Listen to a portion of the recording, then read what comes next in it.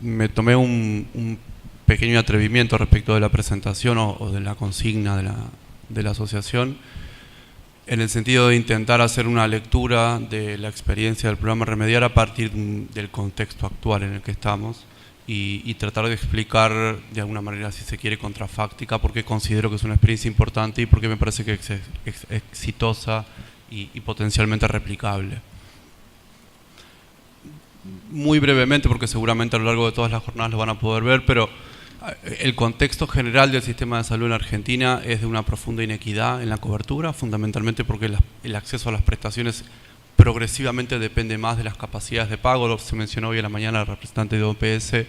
respecto de los problemas que trae la mercantilización. Sabemos que la mercantilización de la salud trae malos resultados.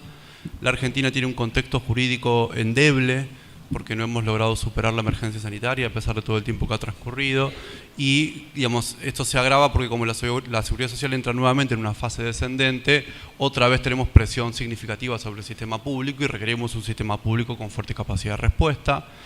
El contexto general macroeconómico hace que la participación del gasto de bolsillo crezca de manera relativa a la canasta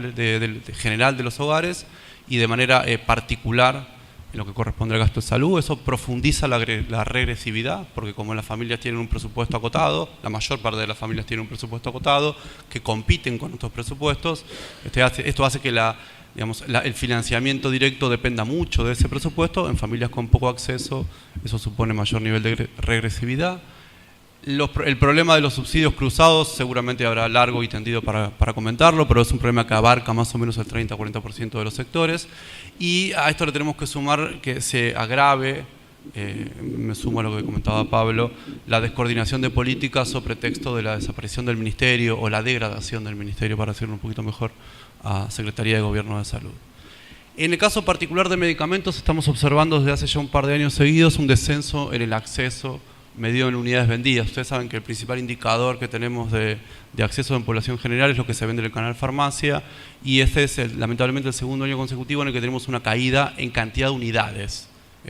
Se compran menos medicamentos de lo que se compraban en el año 2015 particularmente. Sin embargo, el incremento en la facturación de la industria se incrementó, la facturación de la industria se incrementó en un 20%, y esto ¿a qué se debe? ¿Cómo se vende menos pero se factura más? Fundamentalmente porque se equipara por la incidencia del aumento de precios, es decir, hay menos acceso y los medicamentos son más caros. Hay estudios recientes, hay un estudio reciente que se publicó de 3 universidades que indica que el 52% de los habitantes del AMBA dejó de comprar medicamentos, o sea, nuevos indicadores que van en este sentido. Me parece que es importante tener una mirada sectorial, una mirada industrial, y no es menor comentar en este sentido que la industria farmacéutica ha perdido su participación, ha perdido un porcentaje de participación en el PBI, está disminuyendo su participación dentro del PBI, el peso relativo.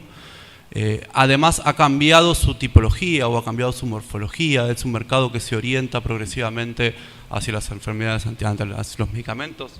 antineoplásicos, los inmunomoduladores, los medicamentos de alto costo, baja incidencia. El nuevo tipo de industria hace que esos sean los productos top del momento. Y se proyecta en términos de metas, esto es importante decirlo porque los que venimos del sector público lo sabemos, cumplir las metas siempre es complejo, y ya en términos de metas, hacia el año 2019 hay una reducción de 10.600.000 tratamientos aproximadamente en el suministro de medicamentos, que es la versión actual del programa Remediar, que digamos, acumula progresivamente en los últimos 3 años disminuciones sostenidas en el suministro, que se siente particularmente en términos de capacidad de respuesta en los municipios y en las provincias, que dependen fundamentalmente de este suministro directo. Ese es un poquito el cuadro general de medicamentos. Tomé un tercero para mostrarles, me parece desde una mirada distinta, algo que repetimos sistemáticamente, que es esta idea de la heterogeneidad que tenemos entre las regiones en el país. Lo que ustedes están viendo es información que provee IQVIA, que es, digamos, la nueva forma de IMS, que es la consultora que maneja ventas de medicamentos en el país. Y lo que muestra el gráfico, aparte de una concentración que es bastante esperable, ¿no? Las provincias más grandes tienen mayor participación, lo que se observa también es que hay una fuerte asimetría medido en gasto medio de bolsillo. Es decir, a pesar de que los medicamentos tienen el mismo precio, porque ustedes saben que hay un manual farmacéutico nacional que establece un precio para todos los medicamentos, no es que se paga más en Rafaela que en Quitipili, y lo que sucede es que, sin embargo, hay una profunda distorsión o inequidad en el gasto medio, en el gasto promedio que hacen los habitantes, el gasto per cápita que hacen los habitantes, por ejemplo, entre la capital federal y Jujuy. Enorme, la ampliación es casi 350%. Es decir, hay una gran inequidad, caída en el nivel de acceso, incremento en el nivel de precios, profundización de la regresividad, disminución de la red de protección a través de la cobertura, digamos, un panorama que genera un escenario hacia el suministro de medicamentos bastante complicado. ¿Cómo operaba o cómo opera o cómo se pretende que opere una herramienta como Remediar en este contexto? Me interesa plantearlo de una manera más bien genérica, utilizando un poco la noción de sistemas complejos y la teoría de la complejidad, que son ideas un poco más frescas para pensar desde la teoría y desde la metodología los problemas en salud. Remediar actúa fundamentalmente como objetivo principal fortaleciendo la capacidad de respuesta de los centros de atención primaria, ese es su núcleo duro, y logra esto de una manera bastante simple, como mencionaba Julio Bello hoy, que es disponibilizando stocks de medicamentos en centros de atención primaria. O sea, dentro de un conjunto donde hay una necesidad que debemos convertir en demanda, que debe recibir una buena indicación, una buena prescripción médica, debe haber una provisión o una dispensa en el caso de medicamentos y finalmente adherencia. Al final de la cadena tenemos que lograr ensamblar todos estos procesos para que la cosa funcione y para que podamos obtener resultados sanitarios. Remediar opera particularmente en garantizar el suministro. En el entendimiento, digamos, con la declaración de Almata en la mano, de que los medicamentos esenciales son tecnologías muy aceptadas por la comunidad. Entonces, de una manera, como decía hoy, como también se comentaba en la mesa anterior, la disponibilidad de medicamentos funciona como un potente incentivo para la demanda, para que la población que tiene necesidad efectivamente convierta su necesidad en demanda al sistema y, digamos, tengamos un paso siguiente para lograr el consumo, que es lo que finalmente logra el efecto terapéutico, que es lo que se supone que a nivel agregado permitiría mejorar los niveles de salud. Como la mera gestión, digamos, tiene una cantidad de consecuencias importantes en términos de medicalización de la sociedad, de uso eficiente de recursos, hay una cantidad significativa de amenazas en ese paquete de intervenciones. Se complementa con, digamos, la capacitación en el uso racional de medicamentos. Algunos prefieren nombrarlo como uso adecuado, digamos, más o menos es la misma idea, fundamentalmente a través de la definición de guías de práctica clínica o de guías de terapéutica racional. Se hizo un trabajo maravilloso en uso racional de medicamentos con las cátedras de farmacología. Después se generalizó la idea y se trabajó con una lógica de terapéutica racional para promover el uso adecuado, y finalmente esto es fundamentalmente destinado a prescriptores, y finalmente se trabajó con los administrativos o con el personal de soporte de los centros de atención primaria en el cuidado de los medicamentos, porque vislumbrábamos con el correr del tiempo que el manejo del inventario, el manejo del stock, el correcto almacenamiento, el correcto manejo de medicamentos brindaba oportunidades de hacer más eficiente el uso de los recursos, así que se trabajó en cursos de cuidados de medicamentos destinados a personal de soporte. Y ahí mejoramos dos aspectos. Un aspecto que es el más importante desde el punto de vista de la clínica, que es la indicación adecuada a través de una misma patología, un mismo nivel de respuesta terapéutica, y, digamos, dimos un pasito. Yo, digamos, creo que nos ha quedado un largo camino por recorrer ahí. El programa de salud sexual nos dio mucho, y el ingreso en la agenda de las crónicas no transmisibles refuerza esta idea de que debemos lograr que los centros de atención primaria intervengan de manera un poquito más eficiente o más eficaz en la adherencia a tratamientos, ¿no? En salud sexual es crítico, en planificación sexual es crítico, pero también lo es en hipertensión. Tenemos estimado 50% de adherencia a tratamiento efectivo en antihipertensivos, es decir, que todo el esfuerzo que hagamos en nuestra cadena de suministros, cuando pusimos el medicamento a disposición del paciente, cuando logramos en términos de Andersen el acceso efectivo, ese esfuerzo se divide por 2, lisa y llanamente, porque es 50% el nivel de adherencia. Si la persona no toma su antihipertensivo todos los días, nunca va a lograr el efecto farmacológico buscado, con lo cual nunca vamos a prevenir el stroke, no vamos a prevenir los ACV, no vamos a tener los efectos sanitarios que estamos esperando. Creo que este componente de uso adecuado y de mejora en la adherencia es clave y forma parte de las mejores lecciones aprendidas que nos dejó el Remediar en todos sus años de existencia. Y en la versión 3.0, digamos, luego de haber avanzado sobre garantizar la logística, garantizar el acceso, garantizar o promover una terapéutica más racional, intentar trabajar sobre la adherencia, apareció el problema más evidente que traen a colación el abordaje de las enfermedades crónicas no transmisibles, que es las características de nuestros servicios. Nuestros servicios tienen un perfil marcadamente materno-infantil, lo sabemos hace más o menos 30 años, y el abordaje de las epilepsias, el abordaje de las problemáticas de salud mental, el abordaje de la diabetes, requiere readecuarlos, hacer una reingeniería de procesos. Y ahí se incorpora el componente de redes, ya en las últimas etapas, donde se opera más sobre el nivel de los servicios para garantizar que la necesidad que tenemos en el territorio, la necesidad que tenemos en nuestra red, efectivamente se convierta en demanda, porque el perfil de los centros de salud, el 50% de los consultantes a un centro de salud son menores de 15 años. Es decir, es marcadamente materno-infantil, y dentro de los que son población adulta, la relación varones-mujeres es más o menos 1:4. Es decir, hay 4 mujeres por cada varón que tenemos en los servicios, con lo cual difícilmente podamos dar pasos significativos, por ejemplo, en la mejora de la hipertensión arterial, que no hace esta distinción por sexo, claramente. Ahí se cierra un poco la intervención sanitaria, y quiero mencionar, porque también formo parte de un proceso de crecimiento. Ustedes saben que Remediar lo que en sí construyó fue una estructura de suministro directo a una red de aproximadamente 7.000 centros de atención primaria en todo el país, que significó una oportunidad para que el resto de los programas sustantivos, el resto de los programas sanitarios que complementaban sus intervenciones con suministros de medicamentos, de insumos, como en el caso de vacunas, el caso del programa de salud sexual, pudieran aprovechar esta capacidad instalada, aprovechar esta logística y digamos, sumar fuerzas y de alguna manera tener un impacto más significativo, más transversal, para decirlo en términos de estrategia de atención primaria. La primera incorporación significativa, que prácticamente duplicó el volumen de la operación de Remediar. Remediar operó hasta el año 2016 en torno a los 45 millones de tratamientos mensuales. El programa de salud sexual supone más o menos duplicar ese volumen, porque es un programa muy voluminoso en términos de anticonceptivos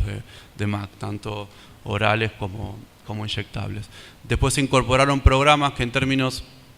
de volumen y dispersión de cantidad de ítems son poco significativos, pero son muy costosos, como por ejemplo los inmunosupresores para la gente que vive con trasplante, que se hizo un gran trabajo durante mucho tiempo con digamos, mejorar el acceso a trasplante. Lo siguiente es mejorar el acceso continuo al inmunosupresor, y esto requiere una estructura logística que garantice cobertura sin inequidades entre los territorios. Se utilizó la capacidad de Remediar, se utilizó la capacidad de Remediar para la distribución de medicamentos de VIH, que no la tenía, y esto permitió a su vez descentralizar el acceso y evitar buffers o evitar depósitos intermedios que agregan tiempo y no necesariamente resuelven problemas en cadenas de suministro. Permitió darle cobertura a las 12.000 personas que estaban con tratamiento de tuberculosis. Se incorporó o se le dio fortaleza a programas como el de Chagas, el de leishmaniasis, una serie de programas que tenían un componente significativo. Se sumó finalmente la distribución de preservativos, que es un monstruoso. La Argentina o el Ministerio de Salud compraba una cantidad monstruosa de preservativos comparado con el mercado privado, y toda esa logística se hizo a través del programa Remediar. Y en la última etapa en la que tuve la oportunidad de participar en esta mesa de ex, como decía Pablo recién, habíamos incorporado la distribución de los descartables del programa de inmunizaciones. Toda la logística de descartables, de jeringas, de guantes, de descartadores que supone un programa de inmunizaciones del tamaño que tuvo la Argentina, requiere una logística compleja. Remediar no hacía distribución con cadena de frío, pero sí todo el soporte que corresponde al material necesario para que el programa de inmunizaciones sea exitoso. Así que redondeo la idea indicando 4 o 3 aspectos en los que me parece que constituye una experiencia exitosa, mencionando también los problemas que teníamos al principio. El primer punto, la cobertura. Tenemos 3 series de estudios que muestran que el 88% de los consultantes que fueron a un centro de salud, que son aproximadamente 58 millones de consultas al año, esto es la mitad de lo que produce el sector público en el primer nivel de atención, se fue a su casa con los medicamentos sin ningún tipo de barrera financiera para el acceso, que es un elemento importante. No solo la inmediatez en la respuesta, lo que fortalece la capacidad resolutiva, es decir, que el profesional se da vuelta y suministra el medicamento de manera directa y no suministra una receta para que uno vaya a una farmacia o pulule por un hospital, etcétera, etcétera.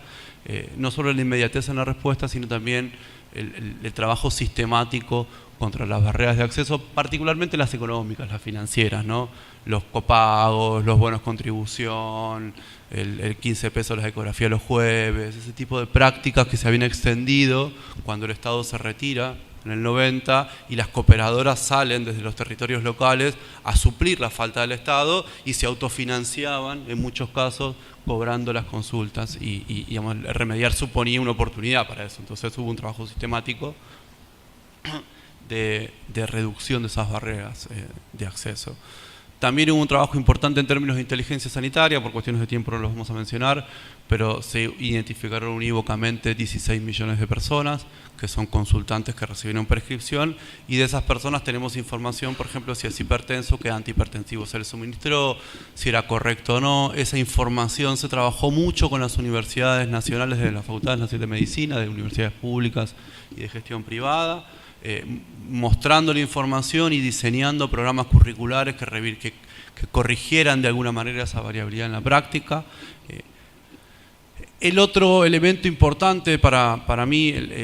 quizá el más significativo, es que como los medicamentos tienen un componente tan regresivo en su financiamiento, el que menos cobertura tiene más paga de su bolsillo, entonces la inversa también es válida. Si yo logro hacer una inversión eficiente garantizando la cobertura del medicamento, lo que obtengo es un fuerte impacto redistributivo.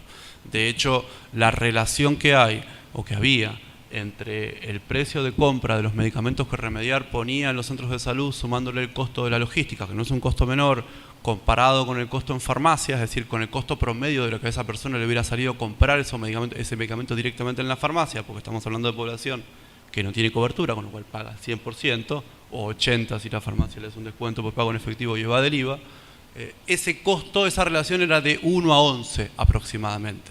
Es decir, cada peso invertido en un centro de salud rinde 11 pesos en el usuario que se va con el medicamento. Esto tiene un potencial redistributivo asignado de una manera, digamos, si se me permite la expresión técnica, es decir, nadie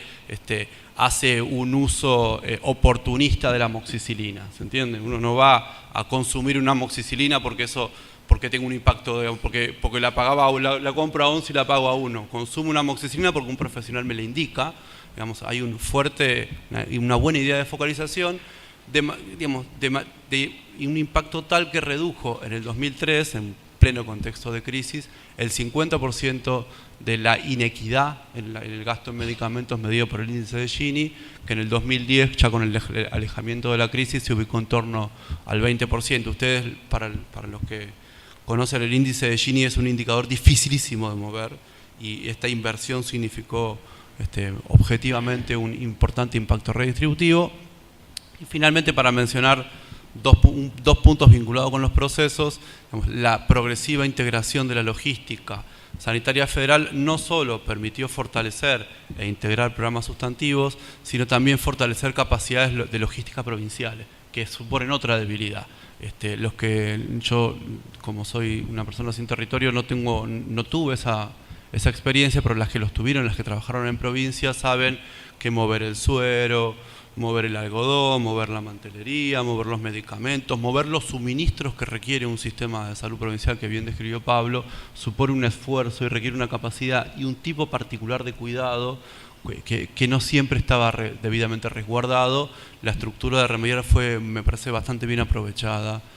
para trabajar también sobre ese aspecto y de seguro sea el paso siguiente que demos en una nueva etapa. Muchísimas gracias.